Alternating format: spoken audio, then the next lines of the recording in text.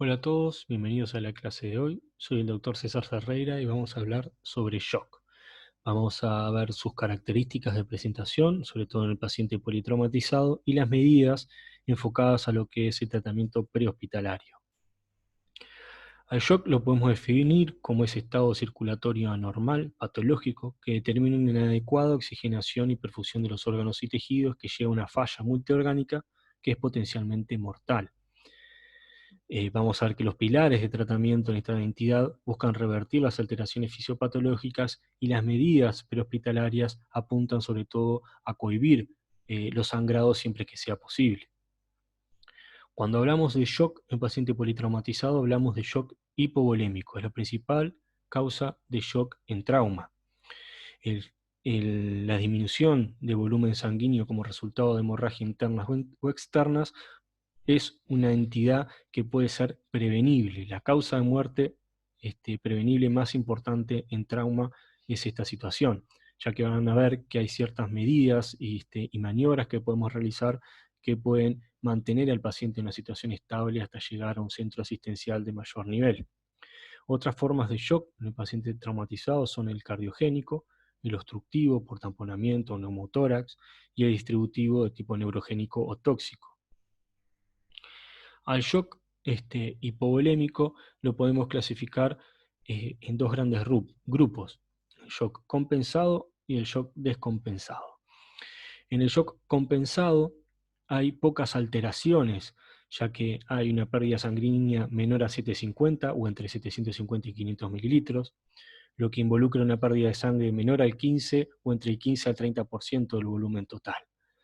La frecuencia cardíaca se va a encontrar normal en la clase 1 y levemente aumentada en el shock compensado, clase 2. La presión arterial, como pueden ver, no se va a ver alterada, sino que es un elemento tardío del shock. Esto es algo que quiero que quede muy claro y resaltar, ya que muchas veces uno tiende a esperar la hipotensión como para poder confirmar el estado de shock, cuando en realidad ya existen previamente muchos cambios, muchos signos y síntomas que nos alertan de que esta situación se está instalando o está instalada. Por lo tanto, no vamos a esperar a que haya una disminución de la presión arterial para decir que el paciente está en shock, porque ya en ese momento estaríamos ante un shock descompensado. La frecuencia cardíaca se ve poco alterada en las primeras etapas, viendo aumentos significativos de la frecuencia respiratoria por encima de 35 respiraciones por minuto incluso. La diuresis en el shock compensado no se ve alterado, ya se ve alteraciones de la diuresis cuando hay una descompensación, y las alteraciones de la conciencia van oscilando desde levemente ansioso hasta confuso letárgico. Esto es otro aspecto a tener presente también, porque muchas veces uno asiste a una situación en pacientes politraumatizados y se encuentra con un paciente ansioso, agresivo, violento, y esa respuesta puede estar nosotros hablándonos de una hipoperfusión cerebral por una pérdida sanguínea. Entonces, ¿cuáles son los signos y síntomas que a nosotros nos van a hacer alertar o sospechar un shock? La presencia de ansiedad, astenia, confusión o nubilación o sed, la palidez y frialdad en la piel, ya cuando el shock se encuentra descompensado, esa frialdad ya cambia y se puede tornar la piel un poco más caliente, incluso húmeda, el relleno capilar enlentecido mayor a 2 segundos, la taquicardia, la polimnea, el pulso débil, rápido o ausente. ¿Sí? Todos estos elementos de estar presente a nosotros nos debe hacer pensar automáticamente que el paciente está en un estado de shock. No esperamos a una hipotensión, el cual es un signo tardío e involucra una pérdida sanguínea de 30 a 40% de la volemia. Por lo tanto, los signos y síntomas de shock van a estar apuntados o se van a reflejar a través de la esfera cardiovascular, a través del sistema nervioso central, urinario y a través de la piel. Cuando estamos ante un paciente con elementos de shock y encontramos un pulso radial presente, nosotros podemos decir que ese paciente se encuentra en un shock compensado, ya que esa presión, esa presencia de pulso nos va a estar hablando de una presión arterial sistólica por encima de los 90 milímetros de mercurio. Sin embargo, si nos encontramos un paciente con elementos de shock y ausencia del pulso radial, podemos concluir que se trata de un shock descompensado, porque para que haya ausencia del pulso radial, la presión arterial sistólica debe ser menor a los 90 milímetros de mercurio. Repetimos nuevamente que no debemos esperar esta situación para poder catalogar al paciente como en estado de shock. En cuanto a la evaluación de estos pacientes, es la evaluación que aplicamos en todo paciente politraumatizado, una evaluación sistematizada, enfocada en el ABCDE. Muchas veces sucede que estos pacientes presentan lesiones muy aparatosas, muy visualmente muy llamativas, y uno va directo, por ejemplo, a resolver o intentar resolver la pérdida sanguínea por una amputación traumática y se saltea etapas previas como la evaluación de la permeabilidad de la vía aérea o el control cervical, y eso es un error muy grave, ya que nosotros podemos ir y cohibir el sangrado, pero si el paciente tiene una vía aérea obstruida, se nos va a morir primero por esa obstrucción que por el sangrado. Por lo tanto, nosotros debemos siempre sistematizar la evaluación de los pacientes. Vamos a ir por el A, que implica una vía aérea permeable con control de la columna cervical. El B, una correcta ventilación, e incluso implica el aporte adecuado de oxígeno. Y ahí sí nosotros pasamos al C, donde evaluaremos las características del pulso, las características del sangrado de estar presente, ya sea en forma interna o externa. Luego pasamos al D, que es la evaluación neurológica, y el E, que implica la exposición y la evaluación de todas esas lesiones musculoesqueléticas y demás lesiones que pueda presentar el paciente, que en una primera instancia no comprometen la vida, pero que requieren nuestra atención, o incluso algunas pueden evolucionar y comprometer la vida del paciente o incluso la vitalidad de un miembro. Cuando nosotros nos enfrentamos en primera instancia con el paciente, tenemos la posibilidad de hacer una evaluación rápida, ¿sí?, de 10 segundos, donde nosotros nos identificamos, preguntamos el nombre y preguntamos qué ocurrió. Si existe una respuesta apropiada por parte del paciente, esto nos va a estar confirmando que la vía aérea está permeable, que hay suficiente aire de reserva para permitirle hablar, que la perfusión cerebral es adecuada y que el sensorio está claro. Ya con esa evaluación rápida nosotros podemos hacernos una idea global del paciente y poder más o menos orientarnos a dónde puede estar localizado el problema. Esto no implica que no se haga una evaluación detallada del ABCD, simplemente es para poder hacernos una idea rápida de a qué nos estamos enfrentando. Nosotros como sabemos muy bien que en un estado de shock, como en otros estados anómalos del cuerpo, responde con mecanismos compensatorios para poder mantener, en este caso, en el caso del shock hipovolémico, una correcta perfusión en los órganos nobles. Por lo tanto, lo que va a ocurrir en nuestro cuerpo en primera instancia es un aumento de la frecuencia cardíaca y una vasoconstricción periférica. Entonces, toda víctima traumatizada que presente una taquicardia y una frialdad en las extremidades que nos esté hablando de una vasoconstricción periférica, esa persona está en shock hasta demostración de lo contrario. Y por lo tanto debemos aplicar medidas de control de esta situación para evitar que evolucione a un estado descompensado y más difícil de revertir. ¿Cuáles son los sitios que van a albergar sangre y que pueden llevar al paciente a un shock hipovolémico? Estos son el tórax, el abdomen, la pelvis, los muslos y en el piso, en el terreno. En el tórax, lo vimos en el teórico de trauma de tórax, si no los refiero al mismo, vimos que podemos evaluar a través de la inspección, ¿sí?, la presencia de lesiones penetrantes o contusas, las características de asimetría y simetría de movimiento del tórax, podemos percutir, podemos auscultar en busca de un mapa bolido que nos esté hablando de la presencia de sangre en dicha cavidad. A nivel abdominal, lo vamos a ver también en trauma de abdomen, en el teórico referente a este tema, que a través de la inspección también evaluamos la presencia de lesiones penetrantes o contusas, evaluamos a través de la palpación la presencia de dolor a la compresión o a la descompresión del mismo, ¿sí?, la presencia de tumoraciones a la palpación y demás que nos pueden estar hablando de un sangrado a nivel abdominal. En la pelvis también tenemos maniobras que nos permiten a nosotros sospechar la presencia de una lesión a dicho nivel. La pelvis es un anillo óseo, ¿sí? Que debe ser estable. Si nosotros aplicamos una maniobra, como la maniobra de libro cerrado y libro abierto, si nosotros constatamos inestabilidad en alguna de estas, nosotros podemos sospechar que pueda existir un sangrado activo de dicho nivel en una zona donde pueda albergarse toda la volemia del paciente. Los muslos también son sectores que pueden albergar mucha sangre, se deforman, visualmente se evidencia con claridad esa deformidad del miembro por el acúmulo de sangre que puede llevar al paciente también a un estado de shock. Y sin duda, en el terreno, en el piso, debemos siempre evaluar la presencia de sangrado, que pueda estar hablando de una amputación parcial o total de un miembro o una lesión importante de un paquete vascular que esté sangrando hacia el exterior. ¿Cuál sería el tratamiento del primer respondedor? O sea, el primero que llega a la situación y brinda asistencia a estas víctimas, sobre todo enfocado al sangrado externo de las extremidades. Primero que nada va a ser la presión directa. Suele ser el método más eficaz y preferido. Se hace una compresión, por lo menos durante 5 minutos. Puede ocurrir que con lo que estemos haciendo compresión, ya sea apósitos, gasas, una remera o lo que tengamos para utilizar para poder comprimir esa herida, comienza a llenarse de sangre. Si eso ocurre, no debemos quitar ese apósito o ese elemento que estemos utilizando para comprimir, sino que sobre él colocamos uno nuevo apósito, sábana o lo que se tenga.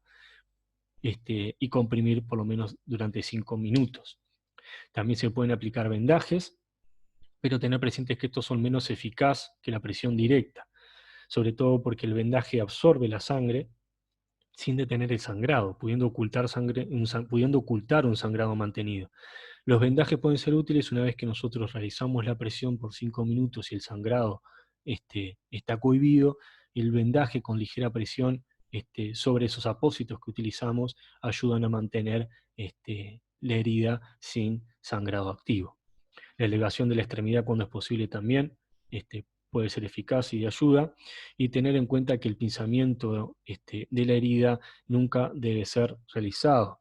Es muy peligroso, puede generar mayor lesión, es inefectivo y por lo tanto está totalmente contraindicado. Respecto a los vendajes deben aplicarse, antes de aplicarse debe valorarse la extremidad, debe inmovilizarse las fracturas, se deben detener los sangrados. Los vendajes se utilizan sobre todo para contener, como veíamos recién, apósitos que se hayan utilizado para contener un sangrado o para cubrir heridas superficiales. Ayudan a promover la hemostasis y pueden controlar ciertos sangrados, sobre todo cuando se utilizan con ligera presión. Van a proteger a la herida de injurias mecánicas y de contaminación. Van a ayudar a inmovilizar los tejidos y brindan al paciente cierto apoyo psicológico también. No es lo mismo tener una herida importante que sea que el paciente la esté viendo continuamente, a que esa herida esté cubierta, limpia y en mejor estado, ya que eso va a ayudar también a afrontar dicha situación desde el punto de vista psicológico para el paciente. Los torniquetes. Los torniquetes pueden ser aplicados si fallaron las técnicas previas, o sea, cuando estamos ante un sangrado muy profundo, masivo o arterial y la compresión directa no es eficaz, sin duda vamos a aplicar otras medidas para poder cohibir dicho sangrado. El torniquete puede ser realizado de forma casera, como vamos a ver en las actividades prácticas, o se puede contar con un torniquete, ¿sí?, de uso comercial o táctico, por así decirlo. Es una medida de salvataje rápida y segura. Es, sin dudas, su uso precoz es mucho mejor que dejar que el sangrado se perpetúe, ¿no? Por lo tanto, cuando la compresión no es eficaz, pasamos automáticamente a la aplicación del torniquete. Lo otro que nos ayuda la aplicación del torniquete es que no requiere una constante atención y permite al asistente asistir a otros o incluso centrarse en otras heridas que presente la propia víctima, porque uno aplica el torniquete, corta el sangrado y se puede centrar en otras lesiones u otras víctimas. Hay que tener en cuenta que el torniquete debe ser aplicado donde haya un solo hueso. sin importar el nivel de la lesión. ¿A qué me refiero con esto? Si yo tengo una lesión en el miembro superior que implica una amputación de mi mano, el torniquete yo lo debo aplicar sobre el húmero. Si tengo una lesión en el miembro inferior que me ampute el pie o la pierna, yo debo aplicar el torniquete sobre el muslo. Esto es porque tanto en el antebrazo como en la pierna, nosotros al presentar dos huesos, entre medio de ellos hay paquetes interóseos que no van a ser comprimidos por el torniquete. Por lo tanto, si nosotros aplicamos un torniquete sobre un antebrazo o una pierna, no vamos a estar comprimiendo estos vasos interóseos y el sangrado va a seguir perpetuándose. Por lo tanto, es que debe siempre aplicarse sobre el miembro donde hay un solo hueso, ¿sí? A una distancia de por lo menos 5 a unos 5 traveses de dedo de la herida, ¿sí? Lo más alejado obviamente de la pierna o el antebrazo, o sea, por encima del codo o por encima de la rodilla. El torniquete, la elaboración del mismo en caso de que sean caseros, debe tener entre 4 y 5 traveses de dedos de ancho, eso para evitar que el propio torniquete genere lesión sobre la piel, y muy importante, ya sea que apliquemos un torniquete casero o de compra comercial táctico, anotar siempre la hora en la que se aplicó el torniquete.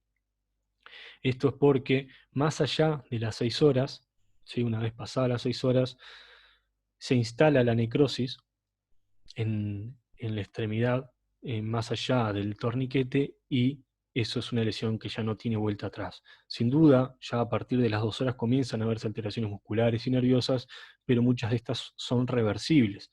Sin embargo, una vez pasadas las 6 horas, ya y estando instalada la necrosis, no existe posibilidad de recuperar dicha extremidad. Otros recursos que pueden aplicarse en las lesiones traumáticas de las extremidades, lesiones sangrantes, son la férula. Esto es sobre todo lo que hacen es disminuir el sangrado asociado a la fractura, ¿sí? Ese sangrado en el foco fracturario.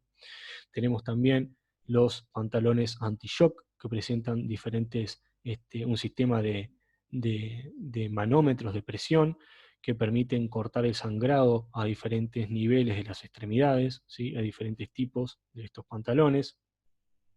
Los vendajes compresivos, como decíamos hoy, asociado a una compresión directa previa, ¿sí? Siempre que no sean efectivos vamos a pasar a la utilización del torniquete. Luego tenemos la realización de puntos de sutura, como son el punto de colchonero, que ayudan también a aproximar los bordes de la herida y cohibir el sangrado. La ligadura de vasos y los agentes hemostáticos, como son los polvos, vendajes, colas biológicas o incluso apósitos expansibles, como ven acá, que se utilizan sobre todo en el ambiente táctico y sirven para cohibir en forma rápida el sangrado.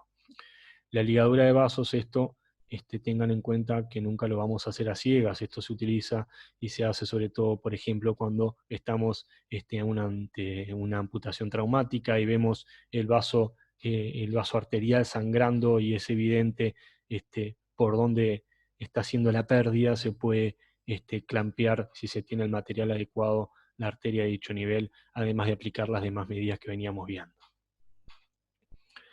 En cuanto a las hemorragias internas, tengan en cuenta que el sangrado, tanto en el tórax como en el abdomen, no se pueden controlar en el campo y requieren evacuación y cirugía. Si no puedo, como las extremidades, aplicar un torniquete o una compresión para cohibir el sangrado. ¿Sí? Tanto a nivel torácico como abdominal, el sangrado no es compresible. Y van a requerir, si nosotros ya sospechamos la presencia de sangrados internos, requieren en la mayoría de los casos una intervención quirúrgica. Lo que nosotros podemos hacer, sobre todo, por ejemplo, en las lesiones de pelvis, una vez constatada la inestabilidad, ¿sí? Aplicamos maniobra de libro cerrado, sobre las crestas ilíacas anterosuperiores apoyamos nuestras manos y intentamos aproximar nuestros dedos pulgares, cerrar la pelvis. La pelvis, como yo les decía, es un anillo óseo que es estable, por lo tanto no debe haber movimiento ni generar dolor. Si existe movimiento y o despierta dolor, esa pelvis es inestable, esta demostración de lo contrario, por lo tanto ahí vamos a aplicar ya sean cinturones anti-shock o la aplicación de una sábana, una funda o lo que se tenga para confeccionar una fijación de esa pelvis y cohibir de esta forma el sangrado. Incluso hay cinturones este, para fijación pélvica que no solo permiten, tienen un sistema de correas para ajustarlo, sino que incluso tienen, como ven en este caso, un sistema de válvula para poder generar mayor presión. Eh, si nosotros al hacer la maniobra del libro cerrado no hay inestabilidad, no hay dolor, no hay crepitación, que es otro elemento que a veces se puede constatar o no, que es el roce del foco de fractura. Si eso no está presente, nos apoyamos sobre las crestas ilíacas, intentamos abrir con mucho cuidado siempre estas maniobras, intentamos abrir el anillo pélvico.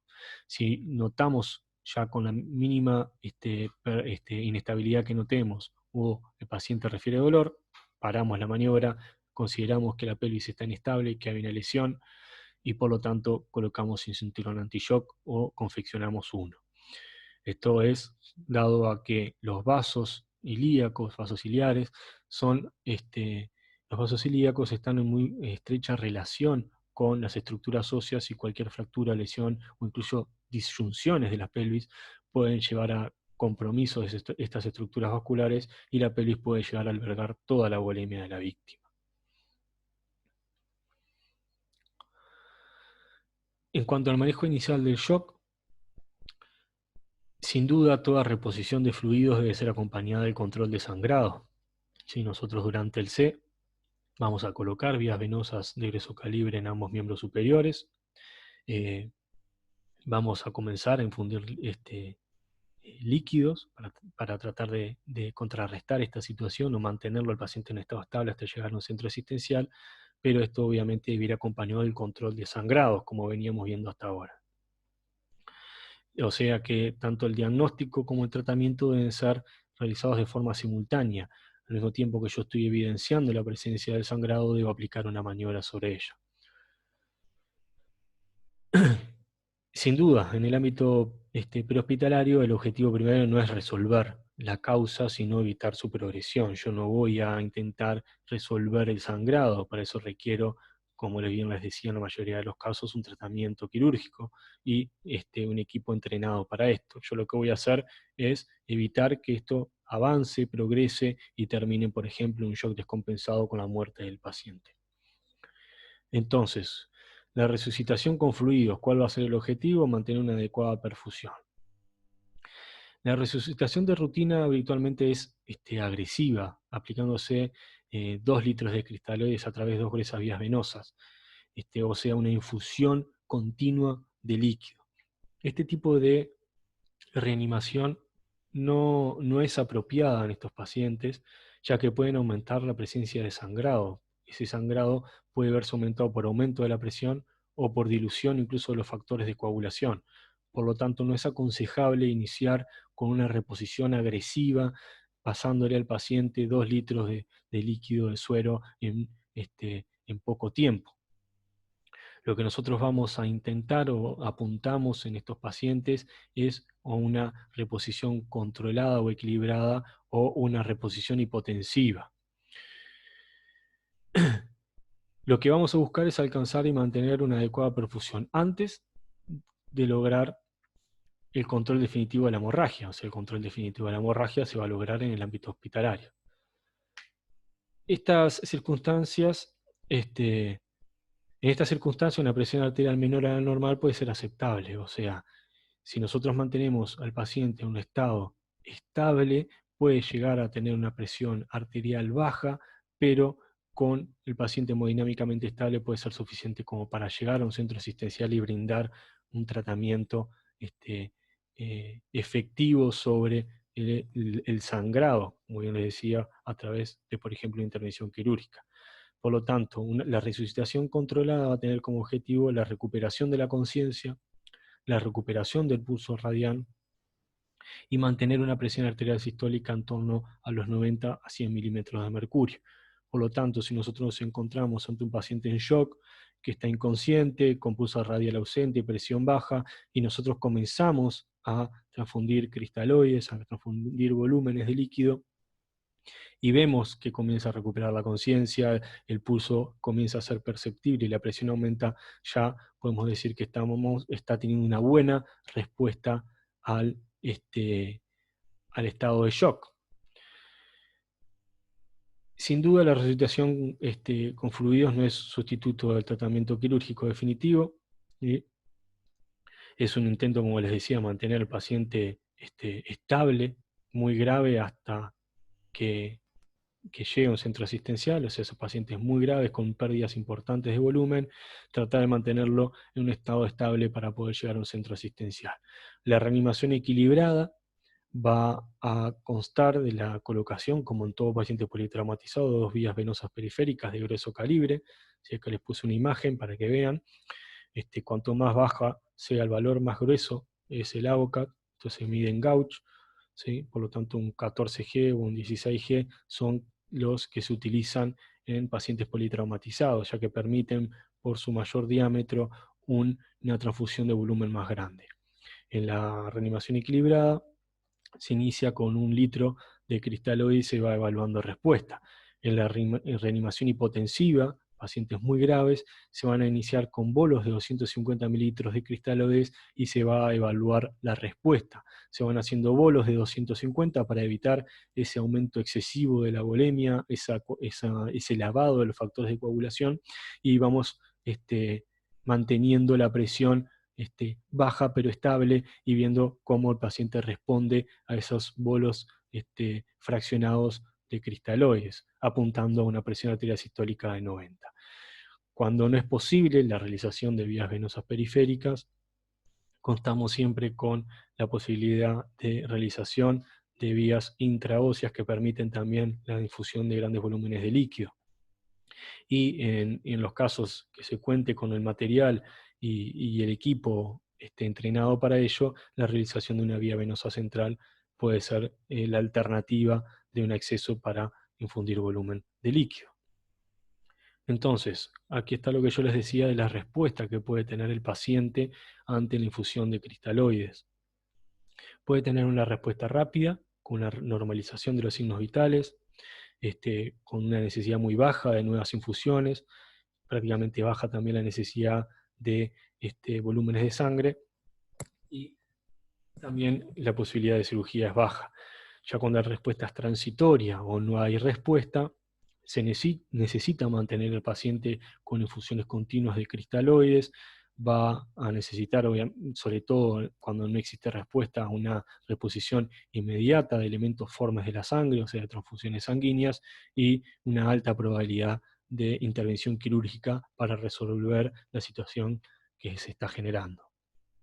Entonces, en definitiva, tenemos los respondedores con un sangrado detenido y que pueden llegar a requerir o no una cirugía, y los que presentan respuestas transitorias o no responden, con un sangrado mantenido, la necesidad de reposición sanguínea, la necesidad de cirugía inmediata y considera la utilidad de resucitación.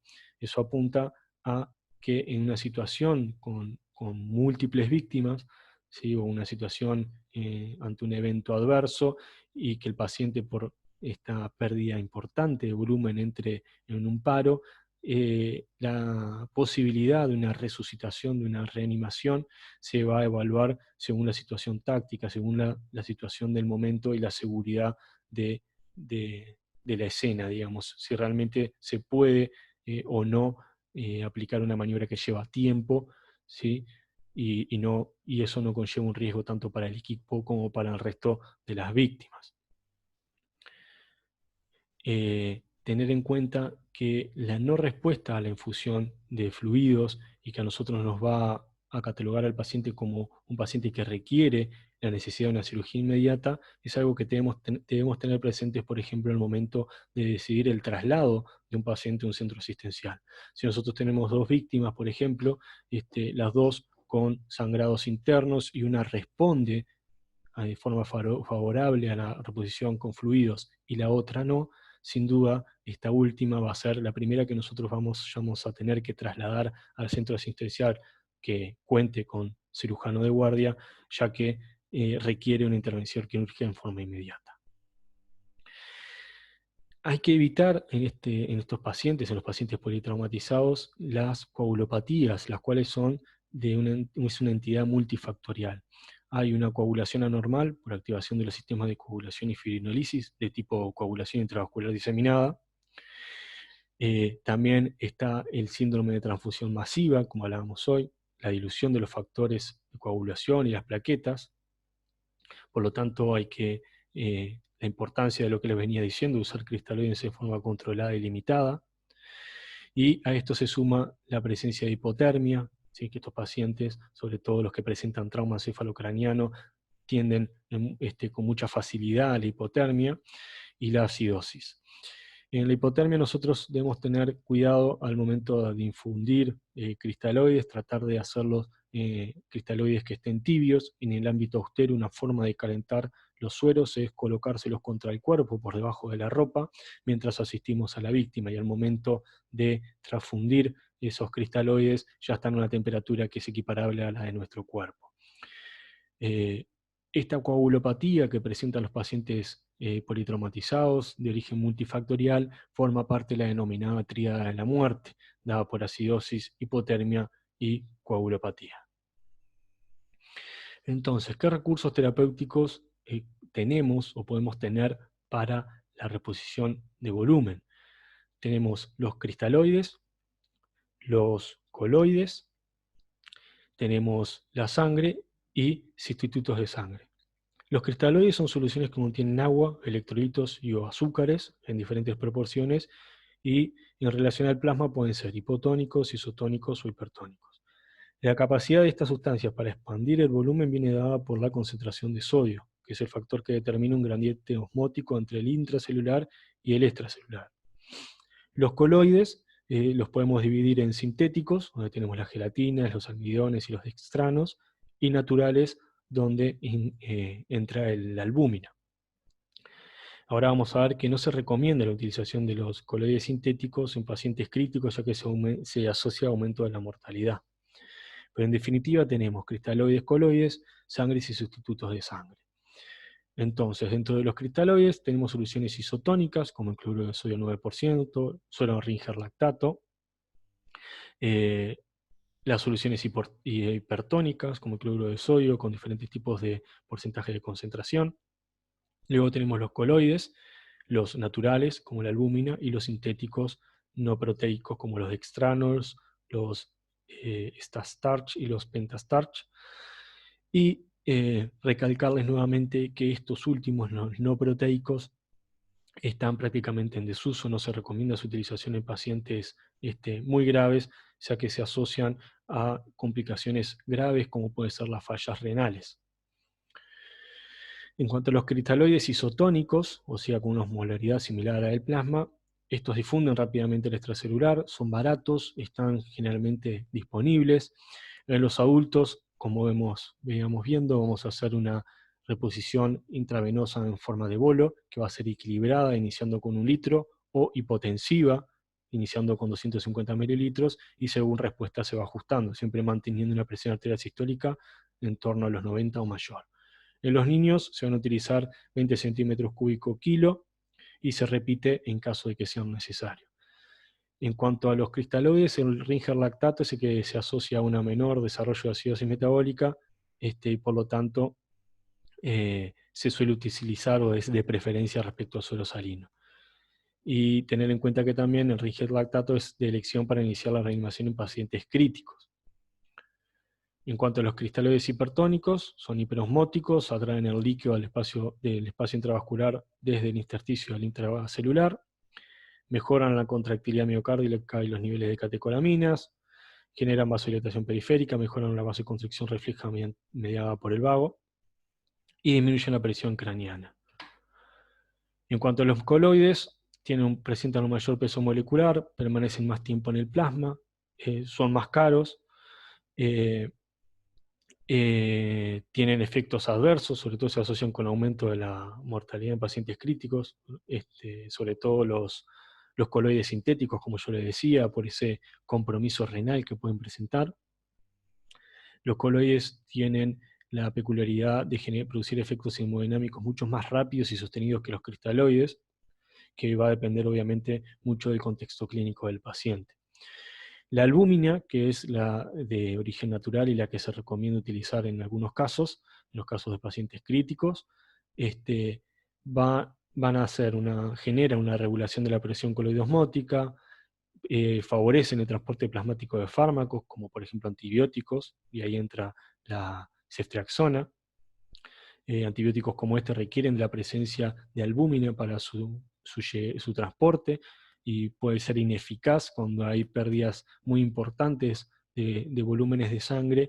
Puede ser poco eficaz el accionar de estos antibióticos, y la presencia de albúmina ayuda a mejorar el tratamiento antibiótico.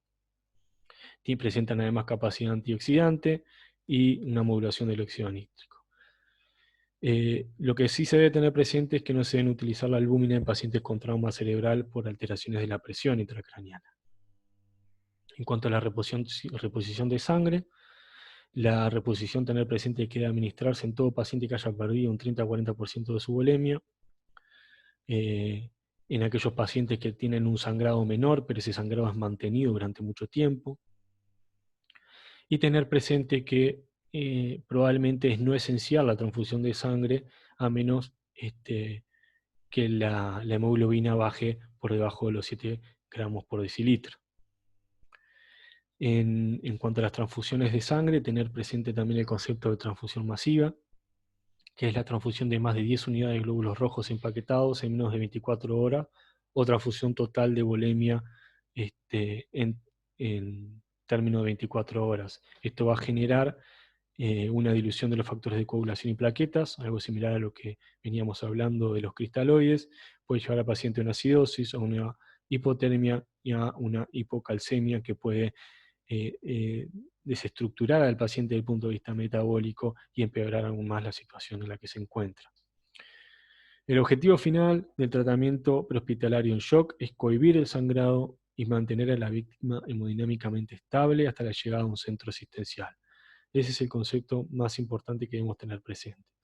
En el trauma en combate tenemos el denominado hemorragia exsanguinante, que es una forma de hemorragia masiva, que es la principal causa de muerte prevenible durante la guerra. Tener presente que el 90% de las bajas en combate ocurren antes del acceso al cuidado médico, la mitad de ellos son por sangrado. El 20% de los muertos por sangrado lo hacen por traumas en miembros, y eso incluso implica un 10 o un 15% de todos los muertos.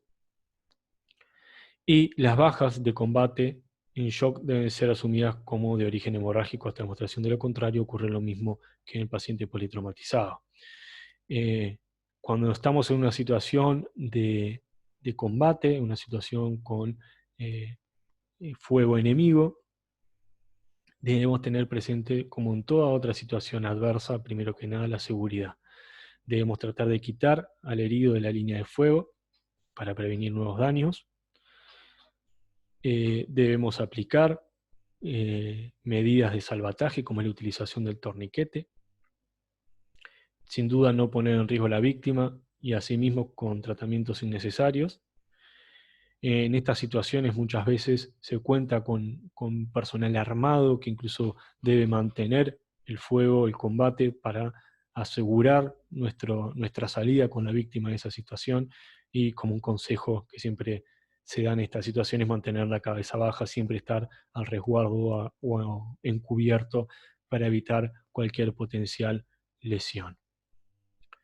En definitiva, vimos el shock en el paciente politraumatizado. Vimos que la principal causa de shock en estos pacientes es el shock hipovolémico. Evaluamos las cavidades que pueden alojar sangre y llevar al paciente a esta situación.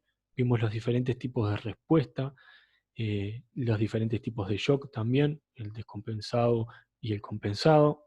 Vimos los diferentes tipos de infusiones que podemos realizar, las respuestas que pueden tener ante ella y la forma en la cual nosotros debemos infundir fluidos a estos pacientes para poder lograr una buena respuesta y no empeorar su situación. Cualquier duda que ustedes tengan, lo podemos ver durante la actividad práctica o pueden dejar sus dudas en la plataforma EVA y comentamos cualquier problema que haya surgido. Nos estamos viendo.